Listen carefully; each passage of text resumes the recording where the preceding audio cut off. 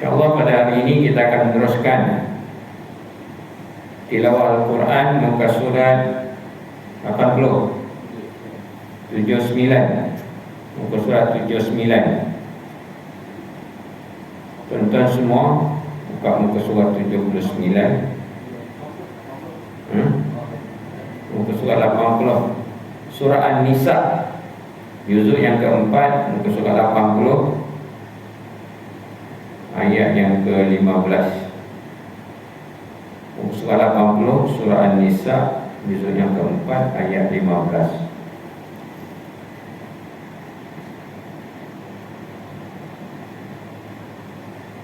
A'udzu billahi minasy syaithanir rajim.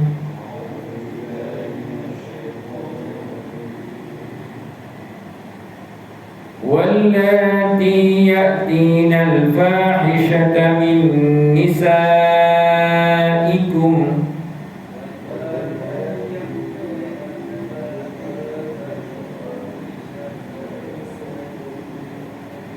fastashhidu 'alayhinna arba'atan minkum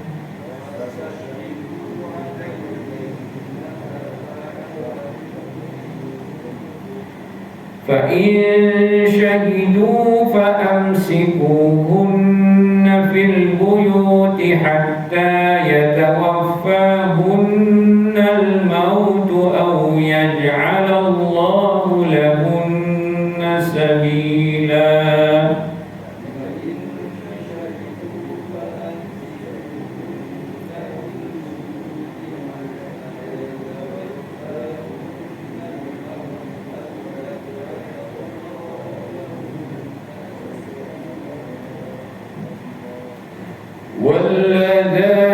واللذان يأتيانها منكم فآذوهما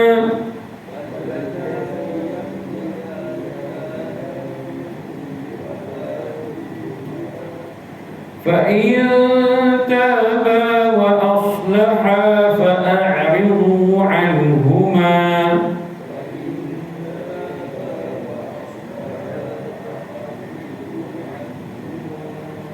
إن الله كان توابا رحيما.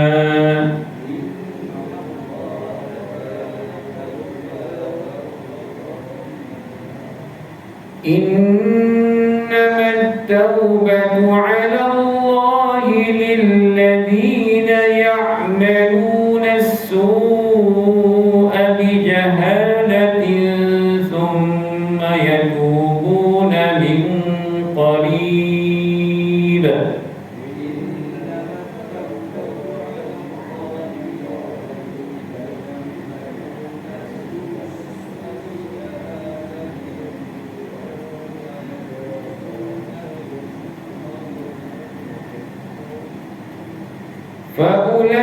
فأولئك يتوب الله عليهم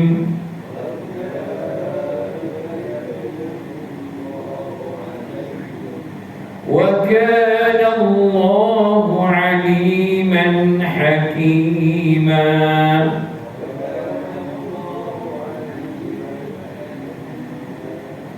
وليست التوبة للذين يعملون السيئات حتى إذا حضر أحدهم الموت قال إني تبت الآن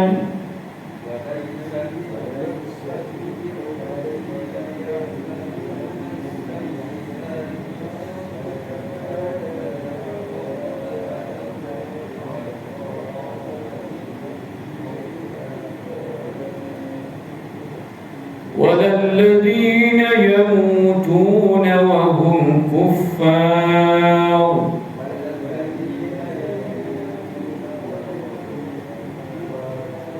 أولئك أعتدنا لهم عذابا أليما.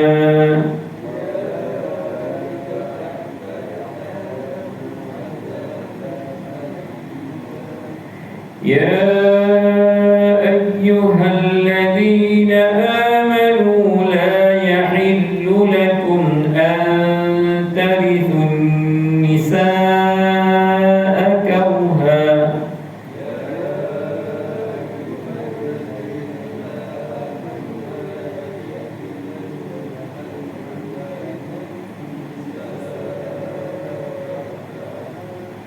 ولا تعضلوهن لتذهبوا ببعض ما آتيتموهن إلا أن يأتين بفاحشة مبينة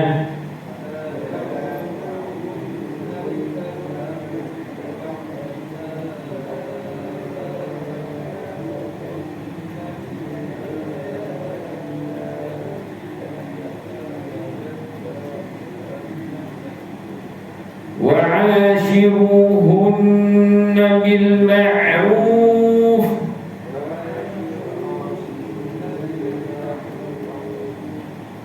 فإن كرهتموهن فعسى أن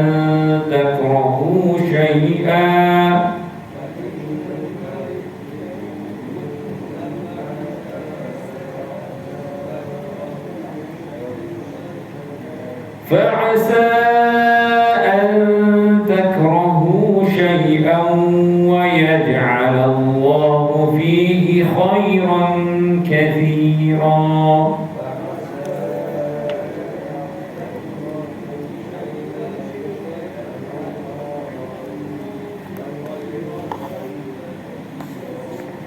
صدق الله العظيم.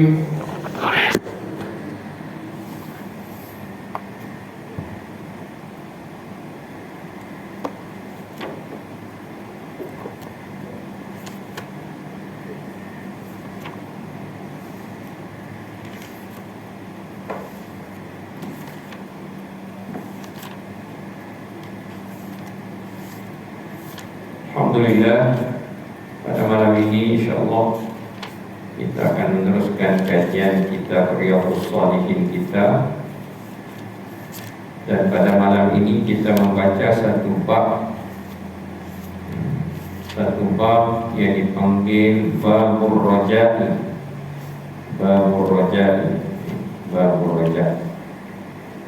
Apakah maksud roja itu? Roja itu ialah kita mengharap kepada Allah Subhanahu wa taala selepas mana kita melaksanakan amal soleh.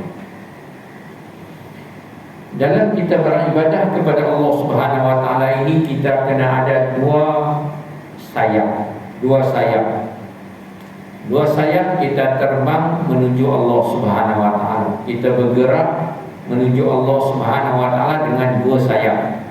Kalau kapal terbang dia rosak satu sayap, dia akan terbang tak betul, tak sampai destinasinya.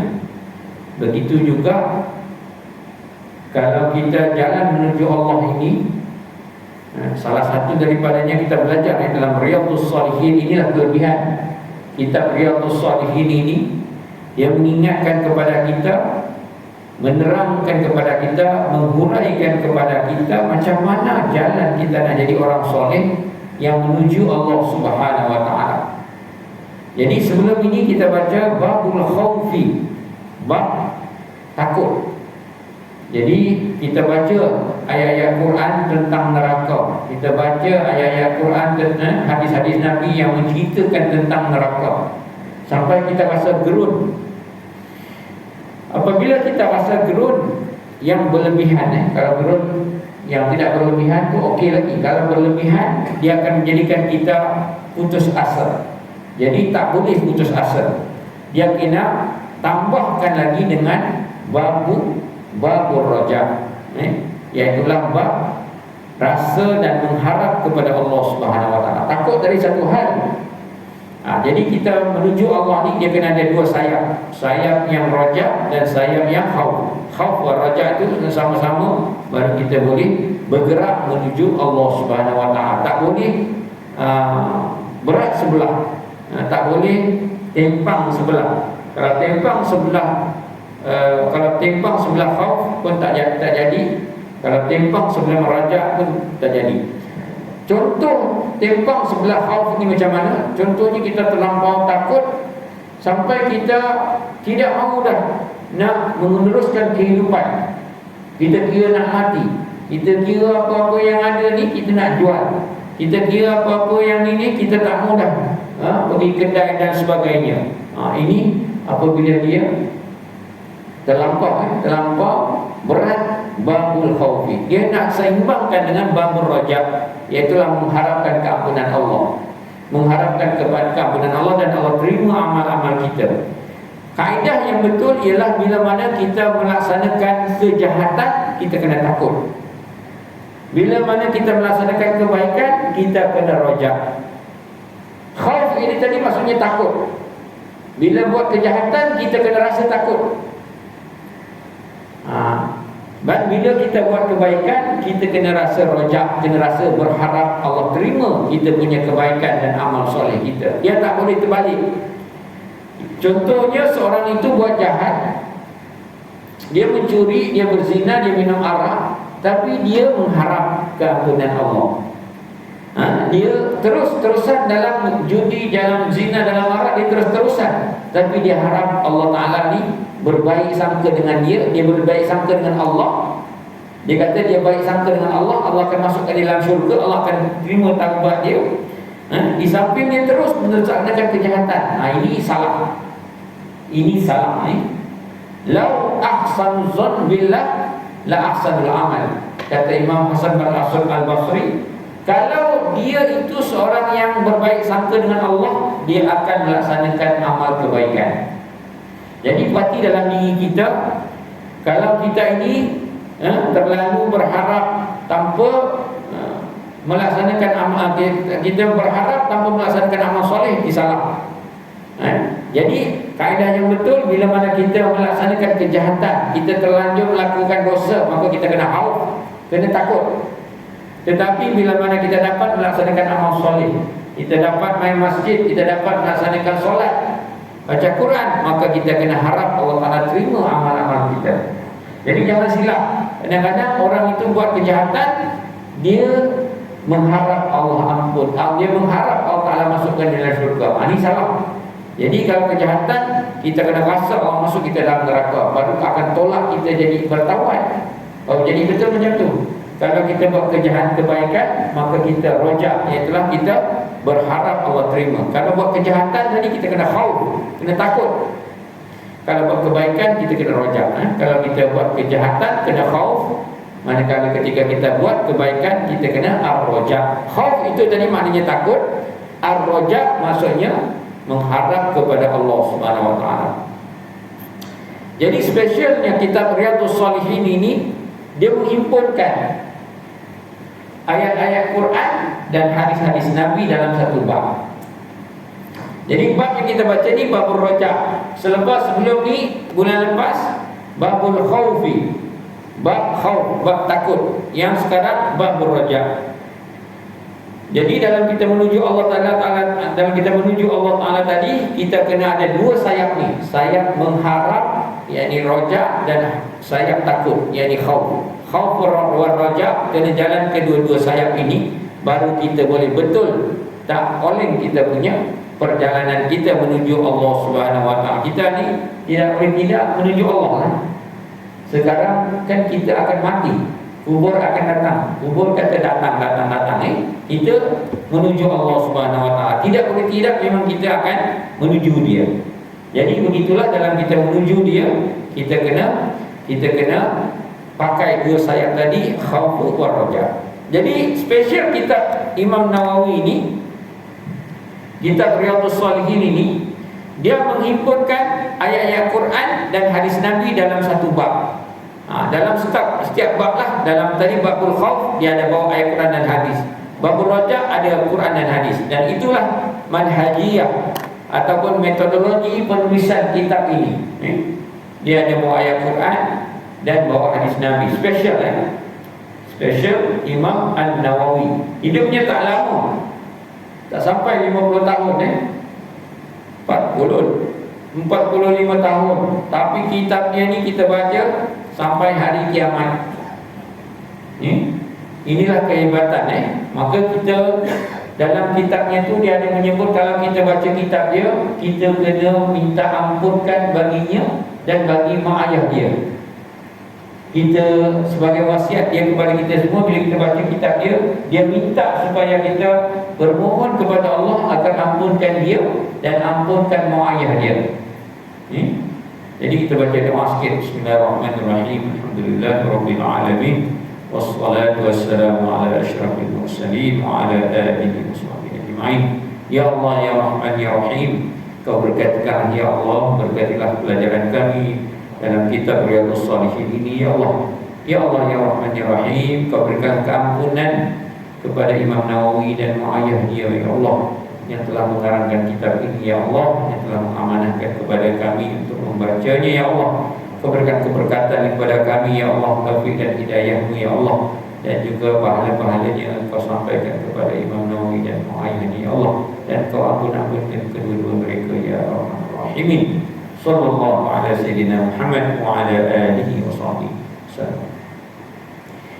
Jadi apa yang Imam Nawawi bawa ni, dalam setiap bab-bab tu dia akan bawa ayat Quran dan bawa hadis Nabi. Jadi dalam babur Raja ini, ayat yang pertama dibawa oleh Imam An-Nawawi, ayat Quran iaitulah surah Az-Zumar ayat 53. Kata Allah Subhanahu wa taala, a'udzu billahi minasyaitonir rajim.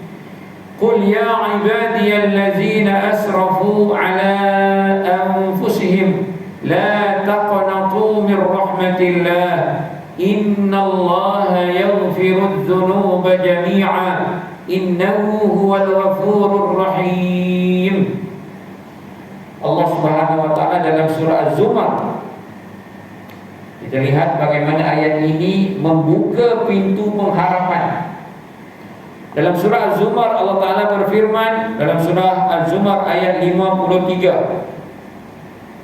Allah Ta'ala berfirman yang maksudnya, katakan wahai Muhammad, pesankan wahai Muhammad kepada hamba-hambaku, kepada hamba-hambaku yang telah melampaui batas, yang telah terlanjur melakukan dosa. Ini ayat untuk kita, ini ayat untuk kita semua. Nabi SAW diperintahkan supaya membacakan ayat ini kepada kita. Katakan wahai Muhammad kepada orang-orang hamba-hambaku yang telah melampau batas atas diri mereka sendiri. Mereka ini mungkin berdosa, mereka ini mungkin ahli maksiat, mereka ini mungkin orang-orang yang melakukan kejahatan-kejahatan, bunuh orang, berzina, mencuri, minum arak, dan apa-apa lagi saja kesalahan-kesalahan. Katakan kepada mereka, la taqnatu min rahmatillah, jangan kamu putus asa dari kasih sayang Allah. Jangan kamu putus asa dari kasih sayang Allah.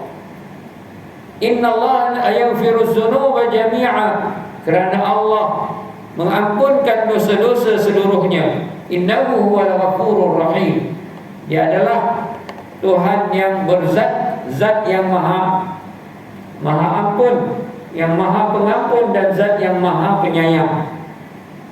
Kalau kita baca ayat ini, ada tak terbuka pintu pengharapan kita kepada Allah? Kalau tak dapat, kita baca lagi sekali, baca dia punya terjemahan dia. Dan ayat ini memang buka pintu pengharapan kita kepada Allah, agar kita yang berdosa ini jangan rasa putus asa daripada nak minta ampun kepada Allah Subhanahu wa taala. Setan ni, pertama dia gelincirkan kita untuk buat dosa.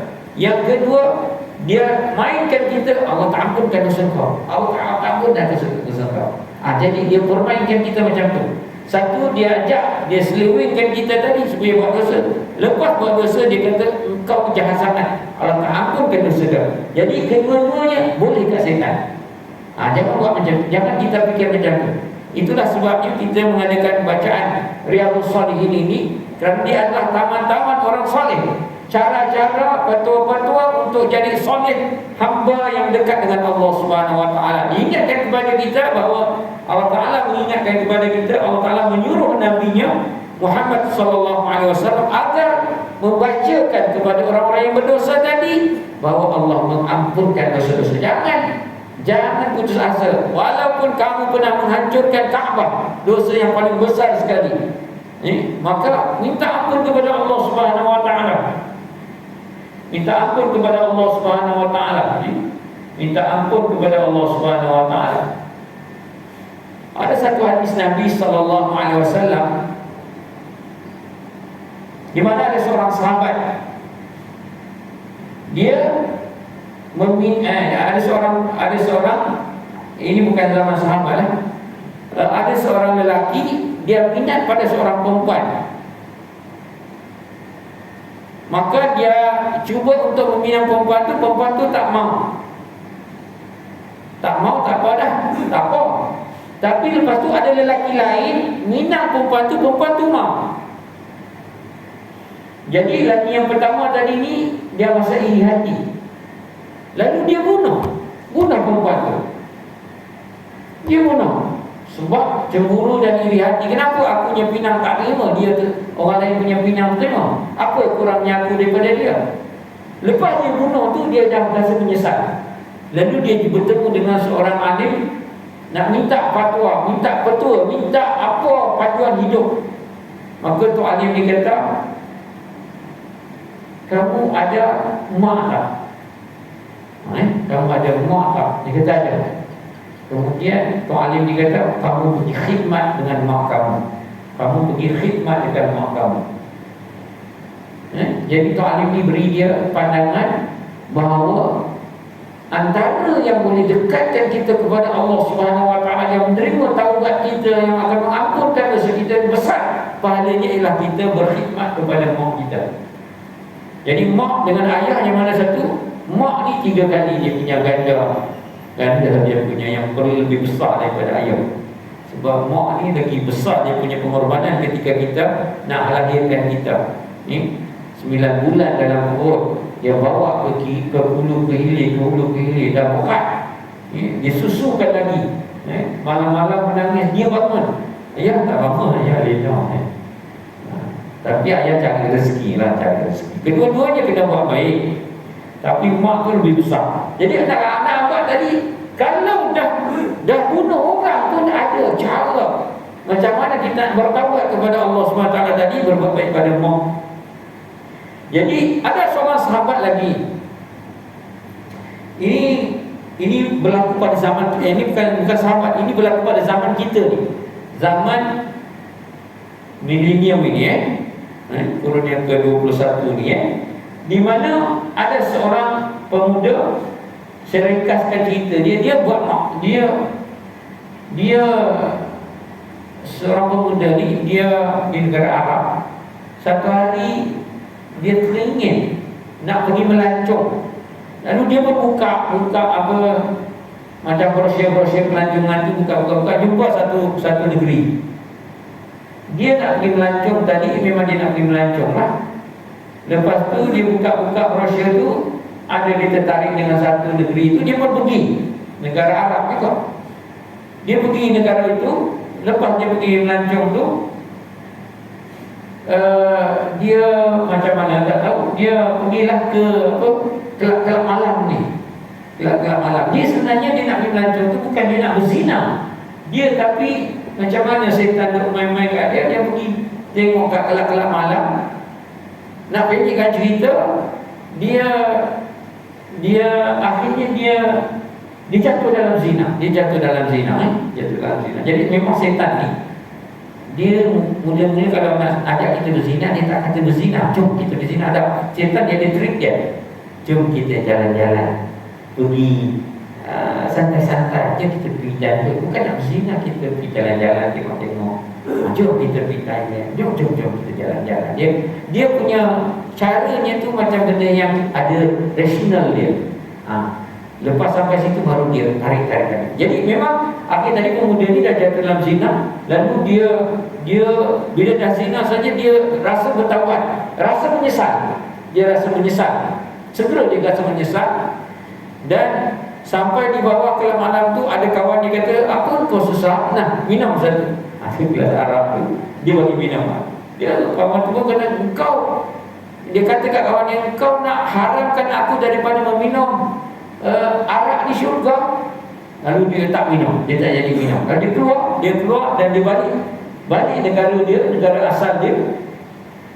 Kemudian nak kata tadi, janibul khawfi, dia ini pada orang ini telah dia takut, dia bertawad, dia siap puasa malam Qiyamul Lail, bertahun-tahun dia takut sampai dia rasa sangat menyesal, sangat sesat, sangat bertaubat. Dia rasa nak serah diri dia pada hakim untuk dijatuhkan hukuman rejam, atau dia nak pergi diri dia tu, dia nak menyerah pada hakim. Kemudian dia jumpa seorang ulama. Dia jumpa seorang ulama dia kata, kamu tak payah serah diri kamu kepada hakim, tapi kamu terus bertaubat. Lepas tu dia terus lagi siang puasa malam Qiyamul Lail, siang puasa malam mulai, dan dia beriktikaf dalam masjid. Dia ni hafiz Quran. Kelebihan dia ni hafiz Quran. Jadi hafiz Quran pun tidak terlepas daripada godaan syaitan ini. Inginkan pula kita yang hafiz Qul Huwallahu Ahad saja. Jadi hati-hati, kita berhati-hati daripada godaan-godaan ini. Jadi dia dah bertaubat tadi, jadi dia dah susah hati, sangat susah hati. Ini yang dikata dia tadi sayap khauf dia tu tinggi. Dia tidak seimbang dengan rojak dia. Jadi dia baca Quran, dia hafaz Quran. Jadi memang dia baca Quran, dia tak jumpa ayat pengharapan, dia tak jumpa ayat yang Allah Ta'ala ampunkan dia. Dia tak jumpa. Semua dia jumpa ayat, engkau buat maksiat masuk neraka, masuk jumpa ayat tu je. Hati dia nampak macam tu je. Ini yang saya katakan tadi, kalau kita beribadah kepada Allah tadi, mesti dua-dua sayap. Iaitulah takut dan juga harap. Mesti macam tu dia, baru dia boleh jalan. Jadi kawan ni tadi dia tak jumpa. Satu hari ada kawan dia datang, bacakan ayat daripada surah Al-Furqan. Wallazina la yad'una ma'allahi ilahan akhar wa la yaqtuluna an-nafsa allati harrama Allahu illa bil haqq wa la yaznun wa man yaf'al dhalika yalqa azama yudha'af lahu al-'adzabu yawm al-qiyamati wa yakhlud fihi muhana. Dalam ayat-ayat ini, yang pertama yang kita baca ni tadi, iaitulah orang-orang yang tidak menyembah selain daripada Allah dan tidak membunuh orang. Wala yaqtuluna an-nafsa allati harrama Allahu illa bil haqq wala yaznun, tidak berzina. Siapa yang buat ini, iaitulah mensyirikkan Allah, menyembah selain daripada Allah, membunuh orang dan berzina. Siapa yang mensyirikkan Allah, membunuh orang dan berzina, wa may yaf'al zalika yalqa azama, dia akan dicampakkan ataupun dia akan diberikan dosa yang berat. Yudha'af lahu al-'azab yaumil qiyamah, akan digandakan azab di hari kiamat. Wa yakhlud fihi muhana, dan dia akan kekal di dalam neraka itu. Jadi kawan ni datang bacakan ayat tu, kemudian dibacakan ayat seterusnya. Ayat ni bukan sampai situ saja, dia ada babur rojak, pintu pengharapan. Illa man taba wa amana wa amila amalan salihan fa ulaika yubaddilullahu sayyi'atihim hasanah. Kecuali orang yang bertaubat daripada menyembah selain daripada Allah, syirikkan Allah tadi. Kecuali orang yang bertaubat daripada membunuh orang tadi. Kecuali orang yang bertaubat daripada berzina tadi. Maka orang-orang yang terkecuali ini, iaitu yang bertaubat tadi, Allah akan ampunkan dia. Jadi kawan tu bacakan kepada dia ayat ni, baru dia rasa gembira. Nampak muka dia tu cerah. Dia nampak bahawa ayat ini satu pengharapan, satu raja, satu pengharapan Allah terima taubat dia melalui ayat itu. Memang boleh difahamkan macam tu. Memang Allah Ta'ala cerita, memang orang yang benda tadi yang asal-asalnya kalau dia tak taubat, maka dia akan dikekalkan dalam neraka, kecuali orang yang bertaubat. Jadi ayat itu mengatakan bahawa kalau dosa-dosa dilakukan yang banyak tadi, kalau dia bertaubat, maka dia akan diampunkan. Dia kata, aku ni habis Quran, aku tak jumpa ayat pengharapan, ayat rajak macam ni, kecuali lepas kamu beritahu. Jadi kadang-kadang itu sebenarnya Quran ni kadang-kadang kita baca sendiri kita tak nampak. Tapi bila kita belajar, orang beritahu kita akan nampak hidayatul Quran. Hidayah yang dibawa oleh Al-Quran, petunjuk yang dibawa oleh Al-Quran. Tadi, pemuda ni tadi, akhirnya kawan dia bacakan ayat tu, dia nampak pengharapan, dia nampak keampunan Allah, dia nampak Allah Ta'ala mungkin akan terima dia. Maka dia akhirnya dia terus lakukan ibadah sampai akhir sekali dia mati dalam masjid. Dia mati dalam masjid. Mati juga dia mati. Dan dia mati dalam masjid dalam keadaan yang baik, husnul khatimah. Dia ni seorang hafiz Quran, tapi tergelincir seketika. Dan akhirnya dengan kegelinciran itu, dia menjadi orang yang bertaubat, yang bersungguh-sungguh pada Allah. Dan akhirnya Allah matikannya dalam keadaan kebaikan. Jadi itu tadi tu satu contoh khauf wa raja. Kalau seorang itu yang terlampau takut, dia akan jadi tak balance juga. Kalau terlampau harap saja, tak beramal saleh, salah juga.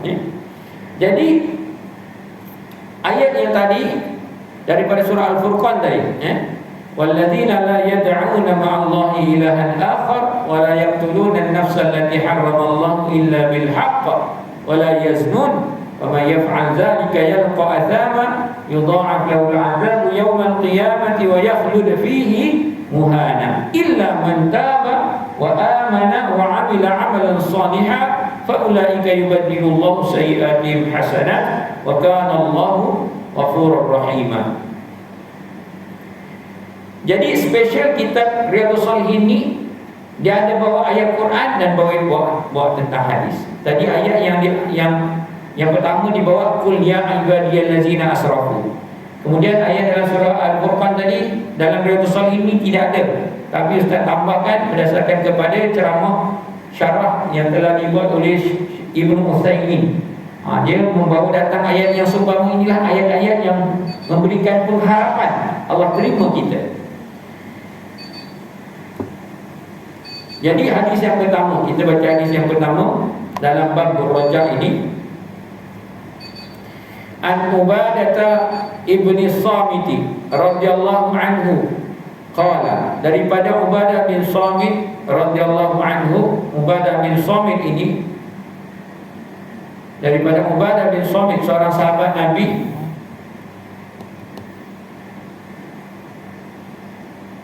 radhiyallahu anhu berkata, qala Rasulullah sallallahu alaihi wasallam, bersabda Nabi Muhammad sallallahu alaihi wasallam.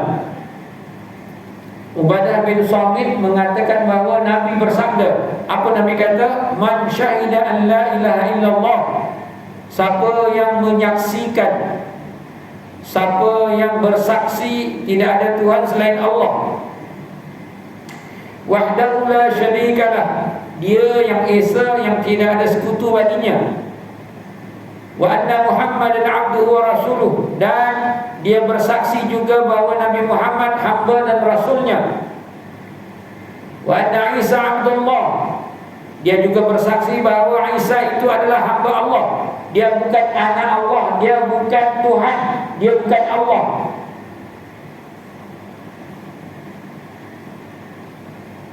Wa qalatil masihu wa qalatil nasara al-masih ibnullah.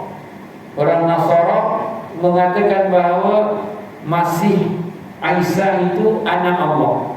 Itu.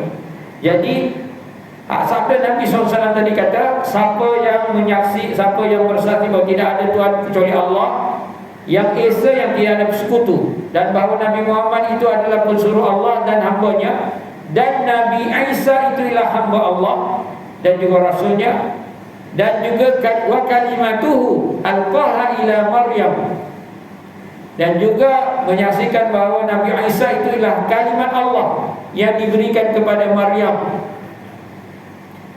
Allah Ta'ala meniupkan, menyuruh Jibril membawa datang ruh, lalu ditiup ke perut Maryam ini, lalu mengandung Siti Maryam ini dengan Nabi Isa alaihissalam.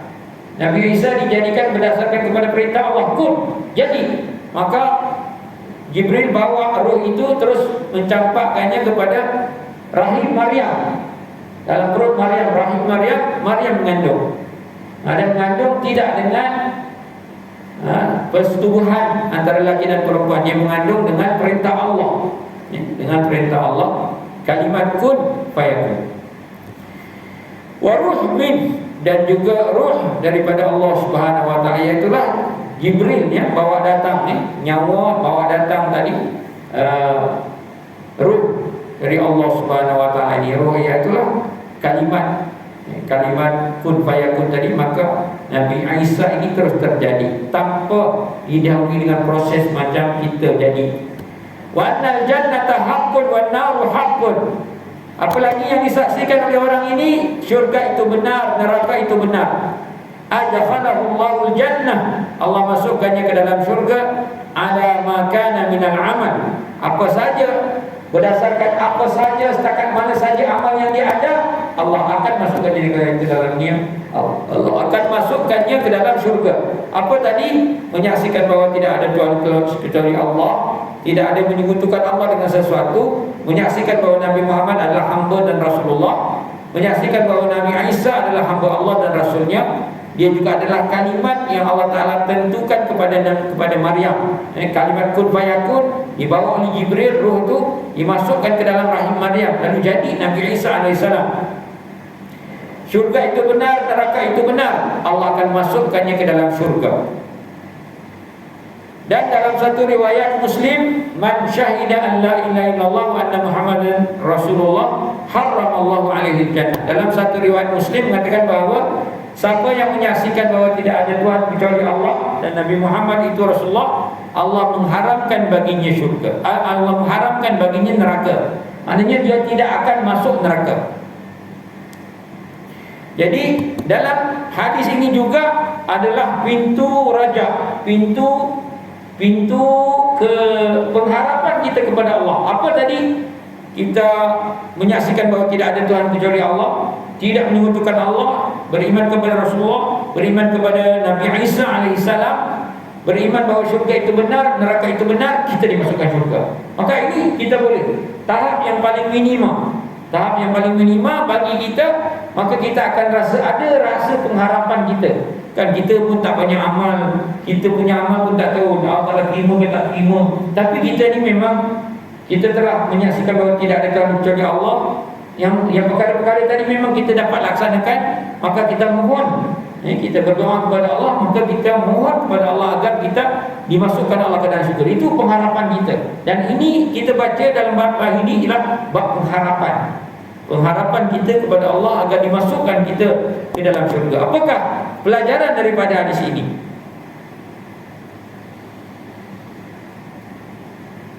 Pelajaran yang pertama, sesiapa yang mati di atas iman, siapa yang mati dalam iman, siapa yang mati di dalam iman, walaupun dia itu ahli maksiat, maka maksiatnya itu tidak akan mengekalkannya ke dalam neraka. Maksiatnya itu tidak akan mengekalkannya dalam neraka. Maksudnya, siapa yang mati dalam iman, maka akhirnya dia akan masuk syurga juga. Mungkin sebentar, tapi tak tahulah sebentar itu banyak mana kan. Sebentar dia kena masuk neraka dulu kerana dia itu ahli maksiat, kemudian Allah akan angkatnya, memindahkannya ke dalam syurga Allah Subhanahu wa taala. Itu yang pertama.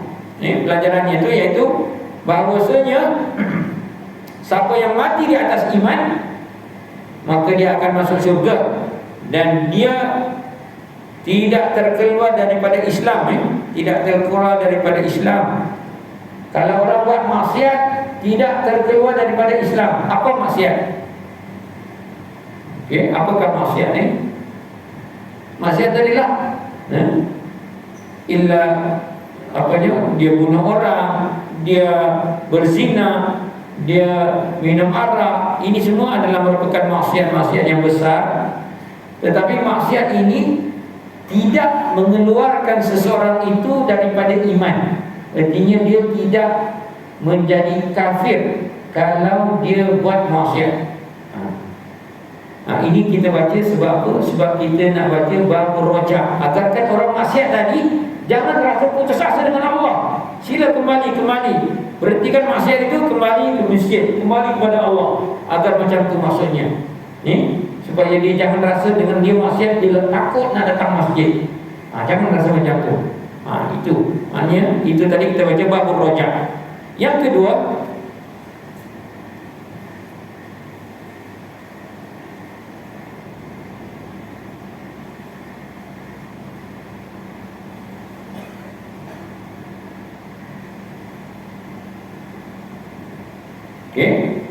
yang kedua, bahwasanya seseorang yang melakukan maksiat itu jangan berputus asa. Seorang yang melakukan maksiat itu jangan berputus asa daripada rahmat Allah. Seorang yang melakukan maksiat itu jangan berputus asa daripada rahmat Allah Subhanahu wa taala, kerana Allah ampunkan dia kalau dia bertaubat. Kalau dia bertaubat, Allah akan ampunkan dia walaupun sebesar mana dosa dia. Maka datang menuju Allah, datang ke rumah Allah, datang. Dalam hadis yang lain, dalam ini kita akan sebut, Nabi sebut, siapa yang datang menuju Allah secara berjalan-jalan ataupun jalan biasa, Allah akan datang menujunya berlari-lari anak. Artinya Allah akan paparkan, Allah limpahkan kepadanya rahmat, Allah beri taufik kepada dia, Allah memudahkan dia. Maknanya kalau dia jalan nak datang ke masjid ini, Allah akan mudahkan. Allah lagi akan memberikan taufik dan hidayah kepada dia. Jadi kita kena ada gerak dulu. Kita kena ada gerak hati kita. Siapa yang nak belajar Quran, Allah akan gerakkan lagi, Allah mudahkan dia cari guru. Kena gerak dalam hati kita dulu. Kena gerak dalam hati kita dulu. Kalau kita munajat kepada Allah, kita doa kepada dia, ya Allah tunjukkan. Nanti Allah akan mudahkan kita dan tunjukkan kepada kita jalan-jalan kebenaran. Jalan-jalan kebenaran. Dan yang ketiga, jangan kita memperlecehkan orang yang nak datang bertaubat pada Allah. Mungkin dia datang masjid sesekali, kita jangan sindir-sindir dia.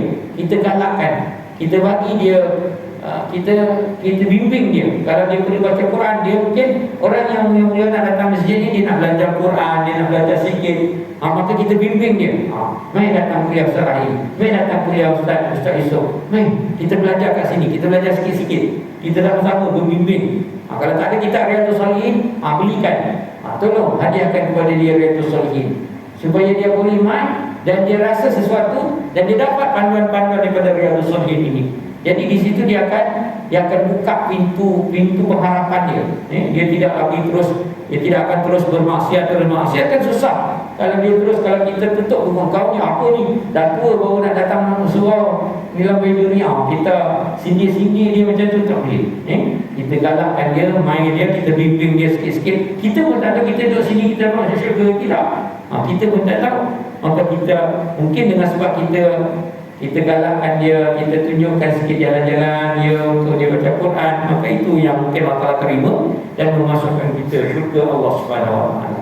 Jadi tuan-tuan dan puan-puan, itu sajalah yang dapat Ustaz sampaikan untuk pelajaran kita pada bulan ini. Maka apakah assignment kita pada bulan ini yang boleh kita pantau pada bulan depan?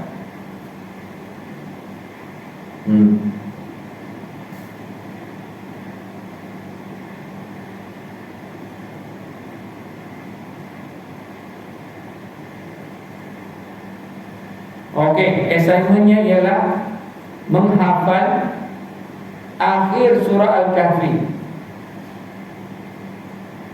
Akhir surah Al-Kahfi macam mana? Qul man kana, ayatnya